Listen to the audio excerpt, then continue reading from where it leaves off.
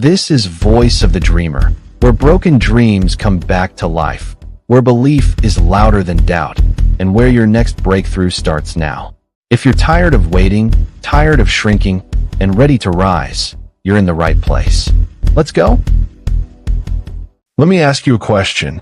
When you wake up in the morning and you look at yourself in the mirror, who do you see looking back at you? Do you see the person that life has told you that you are?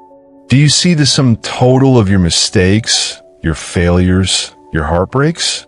Do you hear the echoes of a teacher who said you would never amount to anything? A boss who told you that you weren't good enough? Or maybe even a loved one who, out of their own fear, tried to shrink your dreams down to the size of their reality? For so many of us, that reflection is a ghost. It's a ghost of other people's opinions, a ghost of past disappointments. It's a story written by everyone else except the person who matters most. You. We walk around carrying the weight of a narrative that we did not authorize, living out a script that we did not write. We become performers in our own lives, playing a role that we were assigned, and we get so good at playing that part that we forget it's a costume. We forget that underneath the mask, there is a real person with a real dream, with a fire that has been dampened but never truly extinguished.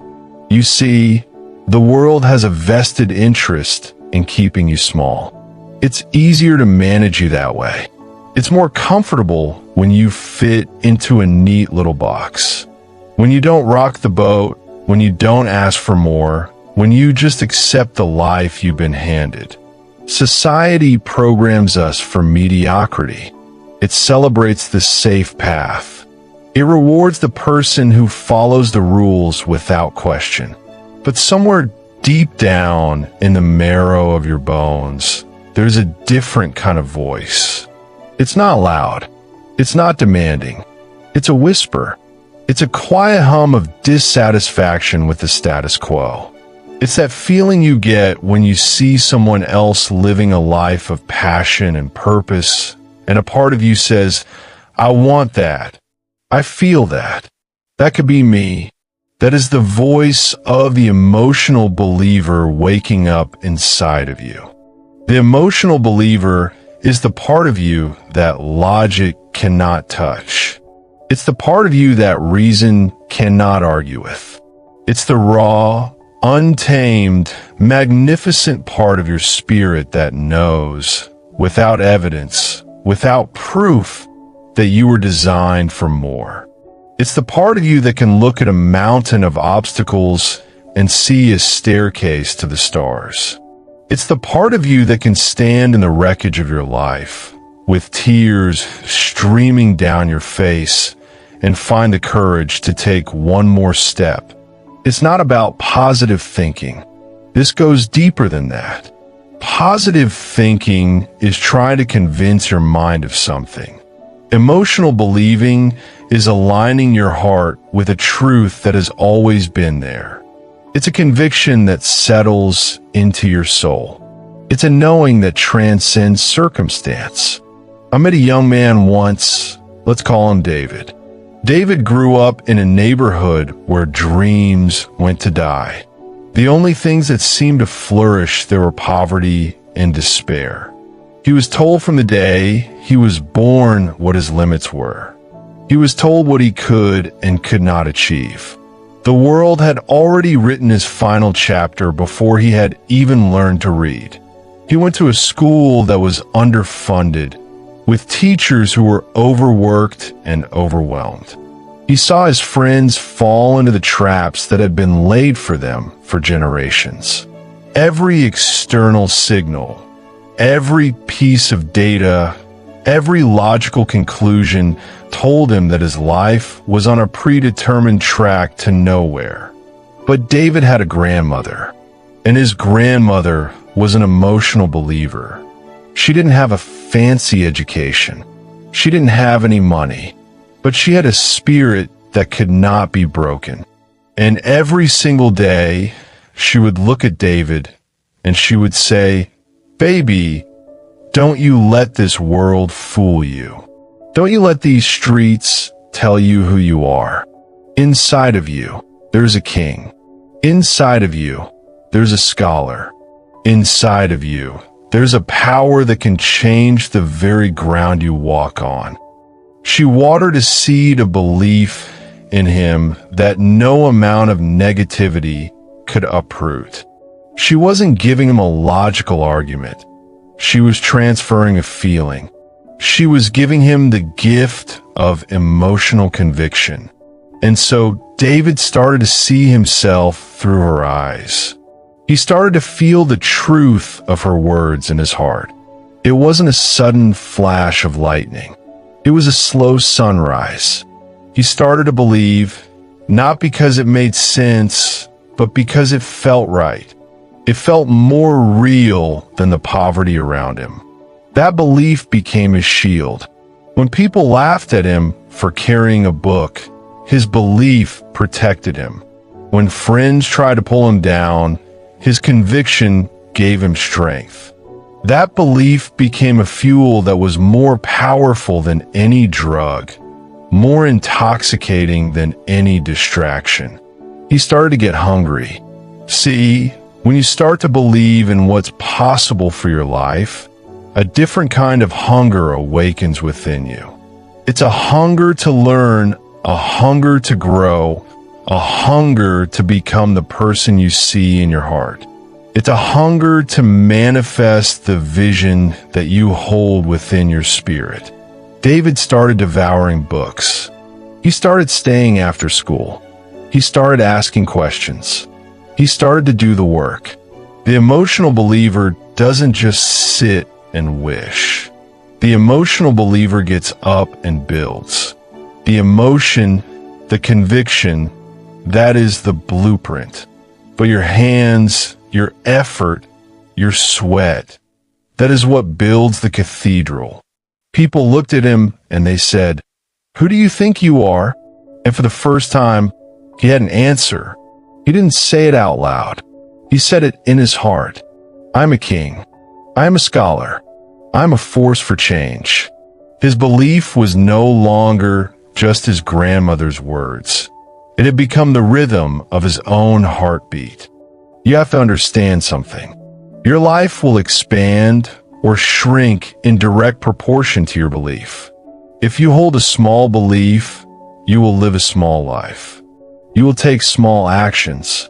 You will dream small dreams. But if you dare to cultivate an enormous, audacious, unreasonable belief in yourself and what is possible, your life will have no choice but to stretch to accommodate that vision. The emotional believer dares to want more. Not just more money or more things. More joy, more peace, more impact, more life. It is about deciding that you will no longer be a spectator in the game of your own existence. It's about deciding to get on the field and play full out until the last second of the clock. It's about making a demand on yourself. It's about declaring that from this day forward, your future will not be a continuation of your past. It will be a creation of your heart. So you've made the decision. You've listened to that quiet voice inside, and you've decided to honor it. You've decided to become an emotional believer. You feel the fire in your belly, the passion in your soul. You are ready to take on the world. And then life happens. The first obstacle appears. The first rejection slaps you across the face. The first person you trust tells you that you're crazy. The initial wave of excitement recedes, and you are left standing on the shore with the cold, hard reality of the work that lies ahead. This is the moment of truth. This is where most people turn back. This is where the journey truly begins. Because being an emotional believer is not a one-time decision. It is a moment-to-moment, day-by-day, relentless commitment. It's easy to believe when everything is going your way. It's easy to have faith when you're getting applause. But can you hold on to that belief when you're standing in the storm? Can you keep that fire alive when the winds of doubt and the rains of failure are trying to extinguish it? That is the test. The true battle is not against the world outside. It is against the ghost of who you used to be. It's a fight against your old programming, your old habits, your addiction to comfort. That part of you will rise up and it will scream for you to stop. It will tell you, see, I told you it was impossible. Let's just go back to what we know. It's safer there. It's easier there. You have to be prepared for that fight. You have to anticipate that resistance. I remember when I first decided I wanted to be on the radio. I had no experience. I had no training. I had no connections. All I had was this burning, undeniable feeling in my gut that I was supposed to be a voice of inspiration for people. I was an emotional believer. So I went down to the local radio station day after day. I would sit in the lobby and just watch. I would talk to anyone who would listen. I went to the station manager, a man named Mr. Klein, and I told him, "Sir, I want to be a disc jockey." He looked at me, looked at my lack of qualifications, and he said, "No." It was a simple, direct, soul-crushing word. But my belief was stronger than his rejection. So I came back the next day, and the next, and the day after that. Every single day I showed up. I would bring him coffee. I would run errands for the people who worked there. I made myself useful. People started calling me the ghost because I was always there, haunting the hallways. They thought I was a fool. They laughed behind my back. My own mind started to turn on me. "Les, what are you doing? You're embarrassing yourself. Go home. This is never going to happen." I was broke. I was hungry. I was sleeping on the floor of the radio station some nights because I had nowhere else to go. Everything in my physical reality was screaming at me that this was a lost cause. But I held on to that feeling. I held on to that conviction that I was in the right place, even if the timing wasn't right yet. One day, one of the on-air personalities, a man named Rock, was drinking on the job, and he was drinking heavily. I was there as always. I was watching. I was learning. I was waiting. And as he was on the air, slurring his words, Mr. Klein came storming out of his office in a rage. He looked at Rock, and he fired him on the spot. And then, in a moment of sheer panic, with dead air on the radio, he looked around, and his eyes landed on me. He pointed a finger and said, "You, get in there." I ran into that booth. My heart was pounding like a drum. My hand was shaking. I had never touched that equipment before in my life. I put a record on the turntable, and the sound of music filled the airwaves. And in that moment, I knew that all the rejection, all the waiting, all the humiliation had been a part of the process. It was the price I had to pay for the dream. My belief had not been a fantasy. It had been a prophecy. It had been preparing me for an opportunity that I couldn't have predicted. You see, the universe will test you. It will test your resolve. It will test the depth of your conviction. It will throw everything it has at you to see if you really mean it. It wants to know, are you just interested or are you committed? Are you just playing or are you willing to bleed for this? The emotional believer understands that obstacles are not stop signs. They're training grounds. Rejection is not a verdict. It is redirection. Failure is not fatal. It is feedback. Every no you receive is just a stepping stone to the one yes that can change your entire life. You have to be willing to do the things today that others won't do in order to have the things tomorrow that others won't have. You have to fall in love with the process. You have to find joy in the struggle. You have to develop a relentless spirit. You have to become so rooted in your belief that you are immovable, unshakable, and unstoppable. You must protect your dream. Guard it with your life. There are dream killers everywhere. They're the people who gave up on their own dreams, and now their mission is to convince you to give up on yours. Don't you dare let their bitterness poison your belief. Surround yourself with other believers. Find people who will fan your flames, not pour water on them. Your association is critical. Your environment will either feed your faith or feed your fear. Choose wisely. So you've endured the fight. You've faced the rejection. You've battled the self-doubt. You've paid the price. You've held on to that belief when every logical part of your mind told you to let it go. And then something begins to shift. It's not always a sudden, dramatic event. More often, it's a quiet, internal transformation. It's a moment you realize that the person who started this journey is gone.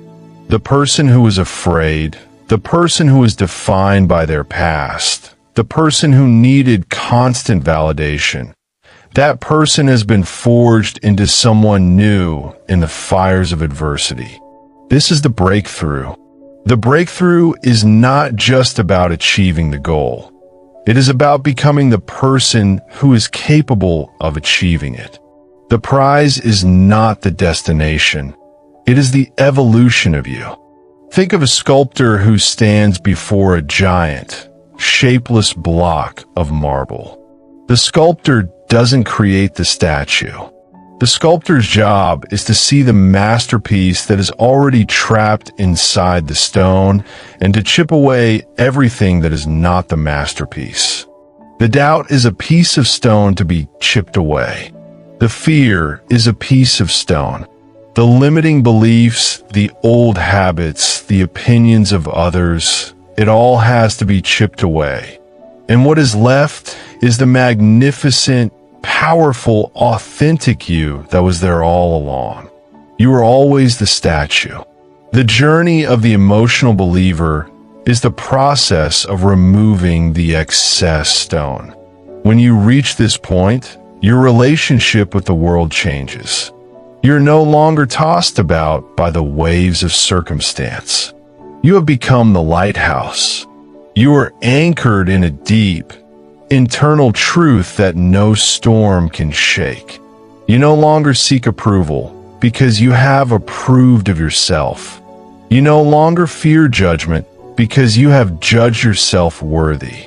This is a state of being where your emotional home is no longer a place of anxiety and fear, but a place of power and peace. You begin to operate from a place of service. Your focus shifts from what can I get to what can I give. You understand that your story, your struggle, your triumph was never just for you. It is a roadmap for someone else who is lost in the dark. It is a permission slip for someone else to start believing in themselves. The most profound act of an emotional believer is to help awaken the believer in another human being. Your life becomes your message. The way you walk, the way you talk, the way you carry yourself becomes a testament to what is possible when a person decides to align their heart with their highest potential. You see, when you change your inner world, you inevitably change the outer world. The opportunities that once seemed invisible now appear everywhere. The people who once dismissed you now seek your counsel. The universe conspires to support a person who is living in alignment with their purpose. It's not magic, it's a law of nature. You have become a vibrational match for the reality you once only dreamed of. And with this new power comes a profound responsibility. It's a responsibility to stay hungry. Don't ever let success make you complacent. Don't ever let the applause make you deaf to the whisper of what's next. There's always another level to reach, another mountain to climb, another part of yourself to discover. The emotional believer is a lifelong student, constantly growing, constantly expanding, constantly becoming more. It's a responsibility to stay humble. Remember the days when you were the one who was lost, the one who was hungry, the one who was crying in the dark. Never lose empathy for the person you used to be, because that empathy will connect you to the millions of people who are still there. So I ask you again, when you look in the mirror, who will you decide to see? Will you continue to see the ghost of yesterday, or will you start to see the giant of tomorrow? Will you continue to listen to the chorus of doubt, or will you tune your ears to the symphony of your own soul? The choice is yours. The power has always been yours. You have within you a reservoir of strength you have not yet touched, a depth of courage you have not yet explored, and a capacity for greatness that you cannot even imagine. You have to be the one to activate it. You have to be the one to say yes to your life, yes to your dream, yes to the fight. Today is the day. Right now is the moment. Take a deep breath. Stand up straight. Look at your future and declare, with every ounce of emotion you can muster, that you are coming to claim what belongs to you. Your peace belongs to you. Your joy belongs to you. Your dream belongs to you. Go get it. You are the emotional believer. You are the architect of your destiny. You are the hero of your own story. Now go write the next chapter. Thank you for watching and spending this moment with me here on Voice of the Dreamer. If this message spoke to you, even just a little, don't keep it to yourself. Someone else needs to hear it too. Drop a comment below and let me know what part hit home for you. And if you're ready to walk boldly in your purpose and fuel your faith, hit that subscribe button and turn on the notification bell, so you never miss a dose of inspiration. This is more than a channel. This is a movement for those who still believe. And I believe in you. Until next time, keep dreaming, keep rising, and remember, your voice matters. Let's go.